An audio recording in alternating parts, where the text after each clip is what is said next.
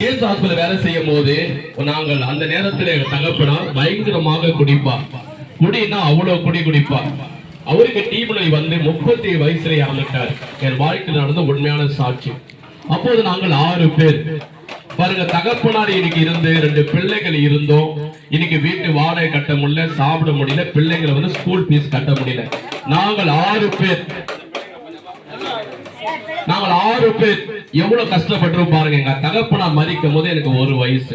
பாருங்க, அப்பா மரித்த உடனே ரொம்ப வறுமைக்குள்ள வந்துட்டோம். எங்க வீடு ஓலை வீடு, களிமண் வீடு. அப்பா இறந்த உடனே நாங்கள் 6 பேரும் ரொம்ப கஷ்டப்பட்டோம். சாப்பாட்டு கூட வழி கிடையாது. தெருவில் கடை சாப்பாடுவாங்க, தெரு சாப்பாடு வாங்கி சாப்பிடும். ரொம்ப கஷ்டத்துக்குள்ள இருந்தோம். அந்த நேரத்துக்குள்ள பாத்தீங்கன்னா அமாவாசை அன்னைக்கு பூசணிக்காய் ஒடிப்பாங்க. அந்த பூசணிக்காவை ரொம்ப தூரத்துல உடைக்கும் போது ஓடி போய் அந்த பூசணிக்காவில இருக்கிற சில்லறைய உள்ள கையை விட்டு வாரி அதெல்லாம் பொங்க மஞ்சா இருக்கும் கொண்டு போயிட்டு கொழையால கழுவிட்டு அந்த சில்லறையை எடுத்துட்டு போயிட்டு இந்த ரோட்ல பாத்தீங்கன்னா இப்ப ஆயம்மா இட்லி வைப்பாங்க, கடை அவங்க கிட்ட சில்லறைய எண்ணி அவங்க கிட்ட 10 ரூபாய் 20 ரூபாய் கொடுத்துட்டு அந்த 4 இட்லி சாப்பிடுவோம். என்ன சொல்ல வரேன்னா அவ்வளவு பெரிய கஷ்டத்துல வறுமையில இருந்தோம். அதுக்கப்புறம் பாத்தீங்கன்னா வெள்ளிக்கிழமை தூரம் பாத்தீங்கன்னா பல இடத்துல பாத்தீங்கன்னா பெரிய பெரிய ஃபேக்டரியில கம்பெனில தேங்காய் ஒடிப்பாங்க. அந்த தேங்காய் ஒடிக்கும் போது பாத்தீங்கன்னா வறுமையின் கஷ்டத்துல பசி கொடுமையில அந்த தேங்காய்லாம் பொறுக்கி இட்லி கடையில கொடுத்து கையேந்தி பவனுக்கு அதை இட்லி வாங்கி சாப்பிடுவோம். இப்படி ஒரு நாள் பல நாள்ல பல மாதங்கள் கஷ்டத்துல வாழ்ந்தேன். ஒரு நேரத்துல என் ஃப்ரெண்டு சொன்னான், டே அமாவாசை அன்னைக்கு பூசணிக்காய் வச்சா சில்லறைய வாரம் அதுல எவ்வளவு 10 ரூபாய் 15 ரூபாய் 20 ரூபாய் தான் இருக்குது. தேங்காய் வச்சா அதுல 10 ரூபாய் தான் கிடைக்குது. எனக்கு தெரிஞ்ச ஒரு ஃப்ரெண்டுக்குறாண்டா, அவனோட சேர்ந்து சாராயத்தை விற்கலாம். சாராயத்தை விற்றா நமக்கு ஒரு 100 ரூபாய் 200 ரூபாய் கிடைக்கடான்னா. நான் சொல்றது 20 வருஷத்துக்கு முன்னாடி. அப்படியா 100 ரூபாய் 200 ரூபாய் கிடைக்குமா? ஆமாடான்னா. அவனோடு சேர்ந்து நான் பண்ணேன். சந்தில பொந்தெல்லாம் ஒழிஞ்சுக்கின்னு சாராயத்தை விற்போம். சாராயம்னா நம்ம ஒயின் ஷாப்பில் வைக்கிற ஓல்டு மங்க மானிட்டர் கிடையாதுங்க. ஒர சாராயம் பட்டை சாராயம் கை சைஸ்ல தான் இருக்கும். நான் விற்கும் போது அதோடைய ரேட்டு பார்த்தீங்கன்னா 20 ரூபாய் 10 ரூபாய் வரும். ரொம்ப நாரம் பாருங்க. எங்கெங்கயோ இருந்து ஒட்டேரி, காசிமேடு, பெரியமேடு எல்லா இடத்துல வந்து சாராயத்தை என்கிட்ட வாங்குவானுங்க. எல்லாரும் நாம பண்ணோம், லுங்கிகளை போட்டுக்கிட்டு விற்போம். போலீஸ்காரங்க வராங்க வந்தாங்கன்னா ஓடிப்போ ஒழிஞ்சிப்போம். இப்படி சாராயத்தை வித்து வித்து வித்து வித்து பாத்தீங்கன்னா அதை வித்துட்டே இருந்தோம். ஒரு பழமொழி சொல்லுவாங்க, வெண்ணையை எடுக்க ஏறுறவன் அதை நக்காம இறங்குவானான்னு. அதுமாதிரி சாராயத்தை விற்கதான் போனேன் வயிற்று பழுப்புக்குன்னு. அது ஃப்ரெண்டு கூட சேர்ந்து அட்ரான்ட்டானுவோம். சாராயத்தை கொஞ்சம் போட்டு கொஞ்சம் கிக்கா இருக்கட்டானுவோம். ஃப்ரெண்டு கூட சேர்ந்து என்ன பண்ண, அப்ப நாங்க சர்ச்சுக்கு போல, ஜெபம் பண்ண தெரியாது, பைபிள் படிக்க தெரியாது, ஆண்டவர் யாருன்னே எங்களுக்கு தெரியாது. அப்ப நாட்கள் நான் ஃப்ரெண்டு கூட சேர்ந்து சாராயத்தை குடிக்க ஆரம்பித்தேன். குடிக்கிறது இல்லாம அதை நான் பண்ணுவேன், ரோடுகளை விற்பேன், குடிப்பேன் விற்பேன். அதுல அப்புறம் மாதிரி ஃப்ரெண்டுங்க சொன்னானுங்க, ஒரு சில பேர் எனக்கு கையில காசு கொடுக்க மாட்டானுங்கடா. அந்த காசு கொடுக்காதனால நீ வந்து முறைச்சினா அவனுக்கிட்ட சண்டை போட்டு வாங்கி கொடுத்தா அவனுக்கு கொஞ்சம் மாமூல் தரண்டா. நானுங்க ஐயோ என்னடா இது, அப்படியா இந்த மாமூல்லாம் தரீங்களா அப்படின்னு சொல்லி ஃப்ரெண்டு கூட சேர்ந்து என்ன பண்ண, அவனுங்களை வீடுகளுக்கு போய் மிரட்டி ஆட்களை கொண்டு போய் சண்டை போட்டு அடித்தடியில இறங்கி அவங்க கிட்ட பணத்தை கொடுக்குறியா இல்ல சொல்லி அப்படி ரவுடிதனம் பண்ணி பணத்தை வாங்கி இவங்களுக்கு கொடுப்பேன். அவனுக்கு வாங்கிட்டு வந்து என்ன பண்ணா எனக்கு கொஞ்சம் கமிஷன் கட்டுவானுங்க. இப்படி பல நாட்கள் பல மாதங்கள் சிகரெட்டு, குடி, பாக்கு, ஆல்ஸ் இப்படிப்பட்ட எல்லா பாவப்பழத்துக்கு அடிமையா இருக்கும் போது இப்படிதான் இயேசுவை பத்தி சொன்னாங்க. இயேசுவை நேசிக்கிறார், அவர் உனக்கு சமாதானம் தருவார், உன் பாவத்தை மன்னிப்பார், உனக்காக ரத்த சிந்து மறைத்தார், 3ஆம் நாள் உயிர்த்தெழுந்தார், இன்றைக்கு நீ மனம் திரும்ப சொன்னாங்க. நான் என்ன பண்ண தெரியுமா, நீங்க என்ன கொஞ்ச நேரம் கேட்கறீங்க, நான் காது கேட்காத செவிடனை போல இருந்தேன். ஏன்னா நம்ம சாராயத்தை விற்கிறோம், நம்ம சாராயத்தை குடிக்கிறோம், நம்ம பணத்தை தரணும் அவனை போட்டு நம்ம அடிக்கிறோம். நம்மளை யாரு கேள்வி கேட்க முடியும், நம்மளை யாரு அடிக்க முடியும்? நமக்கு தெரியாத ரவுடிகளா, நமக்கு தெரியாத சாராயத்தை விற்கிறவங்களா? இப்படி நிறைய இடத்துல நான் பண்ணேன். காசிமேடு, பெரியமேடு, ஓட்டேரி, டிவி சத்திரம், இப்படி பல இடத்துல வந்து பாத்தீங்கன்னா எனக்கு ரவுடிகள் ஆட்கள் இருந்து சாராயத்தை விற்ப, சாராயத்தை குடிப்பேன். இப்படி பல மாதங்கள் வாழ்ந்தேன். யாருக்கும் சொல்லுவாங்க, நல்லா இருக்கும்போது சொன்னா அவனுக்கு புரியாது, எனக்கு கெட்டு நொந்து நூலானாதான் எது சொன்னாலும் புரியணும் ஒரு பழமொழி சொல்லுவாங்க. அது போல திடீர்னு ஒரு நாள் என் வாயில மூக்குல சளி ரத்தம் வந்தது.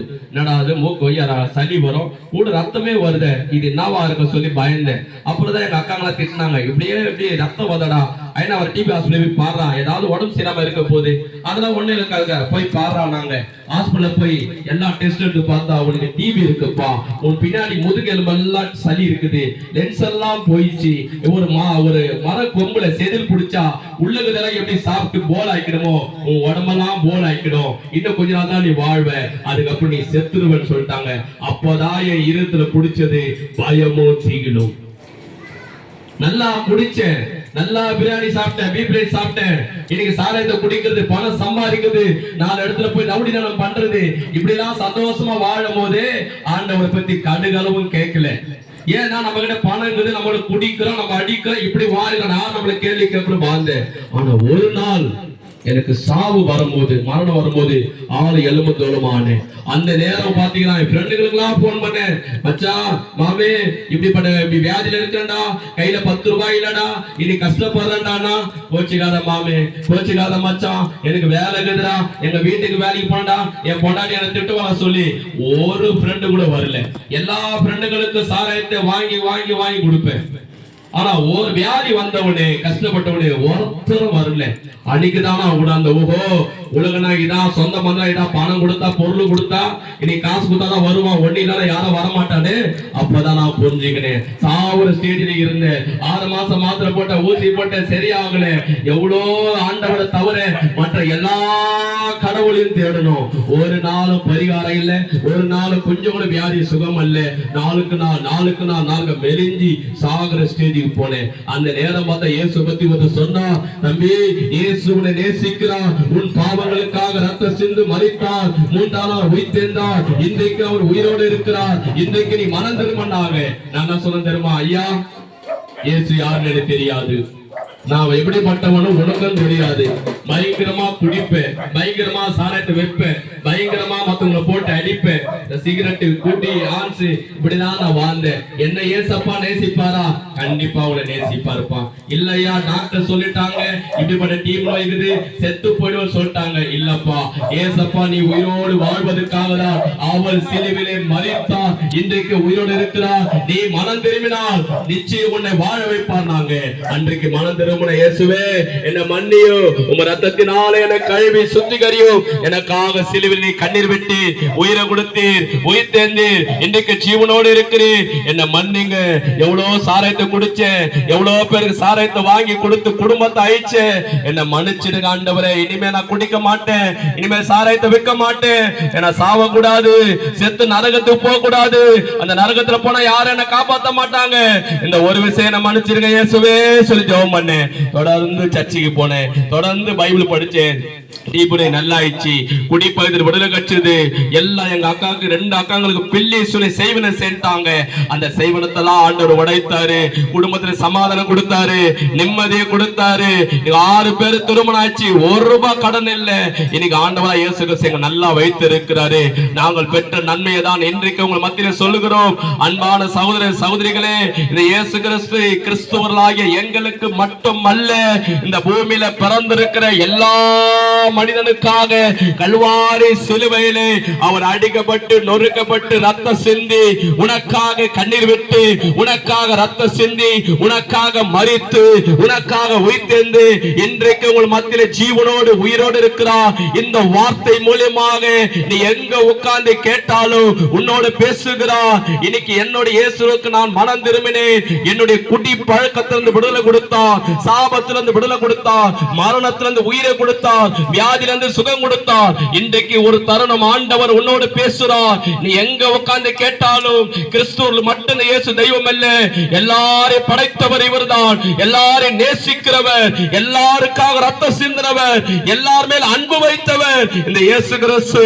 நீ மனம் திரும்பினால், இந்த இயேசுவை ஏற்றுக்கொண்டால், உன் பாவத்திலிருந்து அறிக்கை செய்து விட்டு விட்டால், அவருடைய ஆலயத்தை நீ போடினார், எப்படிப்பட்ட பாவம் வந்தாலும் சிகரெட்டு கூட்டி பாக்கு ஆன்ஸ் கெஞ்சா விபச்சார சொல்ற ஓரின சரி பாவங்கள் என்ன பாவம் இருந்தாலும் அவனை மன்னிப்பார், அதுல இருந்து விடுதலை தருவார், உன் கடன் தொல்லையை தீர்ப்பார். எப்படிப்பட்ட வியாதியில் இருந்தாலும் ஆண்டவர் உனக்கு சுகம் தருவார், உன் கண்ணீரை துடைப்பார், உனக்கு சமாதானம் கொடுப்பார். இயேசு சொன்னார், வருத்தப்பட்டு பார சுமக்கங்களே நீங்க எல்லாரும் இடத்தில் வாருங்கள், நான் உனக்கு இளைப்பாறுதல் தருகிறேன் என்று. இந்த இயேசுவை நம்பினார் உனக்கு இளைப்பாறுதல் கிடைக்கும். இந்த இயேசுவை நம்பினார் உனக்கு பாவ மன்னிப்பு கிடைக்கும். இந்த இயேசுவை நம்பினார் உனக்கு சமாதானம் கிடைக்கும். இந்த இயேசுவை நீ மனம் திரும்பி ஏற்றுக்கொண்டால் நீ மரித்தாலும் அல்லது இயேசு கிறிஸ்து வந்தாலும் நீ நித்திய ஜீவனுக்குள்ளாக பிரவேசிப்பார்.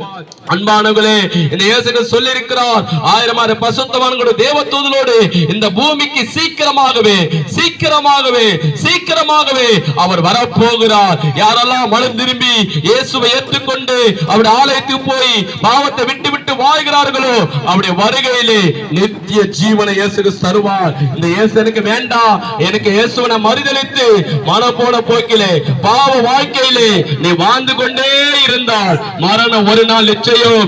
இன்னைக்கு இருக்கிற மனிதன் எனக்கு சாவான் என்று யாராலும் உலகத்தில் சொல்ல முடியாது. ஒரு நாள் நீ மரித்தால் உன் பாவத்தின் நிமித்தம் நரகத்திலே தள்ளப்படுவாய். அந்த நரகத்திலிருந்து உன்னை காப்பாற்ற இந்த உலகத்திலே ஒரு மனிதனால முடியாது. நான் உங்களுக்கு சொல்லுகிறேன், அன்பாக சொல்லுகிறேன், தாழ்மையாக சொல்லுகிறேன், இந்த இயேசுவை ஏற்றுக்கொள்ளுங்கள். உங்களுக்காக நான் ஜெபிக்க வேண்டும் என்றால் எங்களிடத்தில் வாருங்கள். உங்களுக்காக நாங்கள் ஜெபிக்க இருக்கிறோம். உங்களுக்காக, உங்க குடும்பத்துக்காக, உங்க பிள்ளைகளுக்காக. உங்க கணவர் குடிக்கிறாரா, உங்க பிள்ளைகள் குடிக்கிறாங்களா, உங்களுக்காக இயேசப்பா எங்களை அனுப்பி இருக்கிறா. உங்க குடும்பத்துக்காக ஜெபிக்க அனுப்பிச்சிருக்கிறா. பிள்ளை சொல்ல இருக்கிறதா, கடன் தொழில் இருக்கிறீங்களா, வியாதியிலிருந்து சுகம் இல்லையா, எங்களிடத்தில் வாருங்கள். உங்களுக்காக ஒரு 5 நிமிஷம் நாங்கள் ஜெபிக்கிறோம். கூச்சமோ வெக்கமோ படாதீங்க. உங்களை தேடி வந்திருக்கிறோம். உங்களுக்காக தான் நான் நின்று கொண்டிருக்கிறோம். சகோதரிமார் இருக்கிறாங்க, ஊழியக்காரர் இருக்கிறாங்க, எங்களிடத்துல வாங்க. உங்களுக்காக நாங்கள் ஜெபிக்கிறோம். ஒரு 5 நிமிஷம் இருப்போம். நீங்கள் உங்க கையில ஒரு கைப்பிரதி கொடுத்திருப்பாங்க, அதுல வசனத்தை படிங்க. அது மேல சபையோட அட்ரஸ் இருக்கிறது. KM கார்டன் 1ஆம் தெரு நம்பர் 13 கல்வாரி சபை இருக்கிறது. அதுல போன் நம்பர் இருக்கிறது. நீங்கள் சபைக்கு வாருங்கள். கர்த்தர் உங்களை ஆசீர்வதிப்பாராக, உங்களுக்கு சமாதானத்தை கொடுப்பாராக. ஆமென்.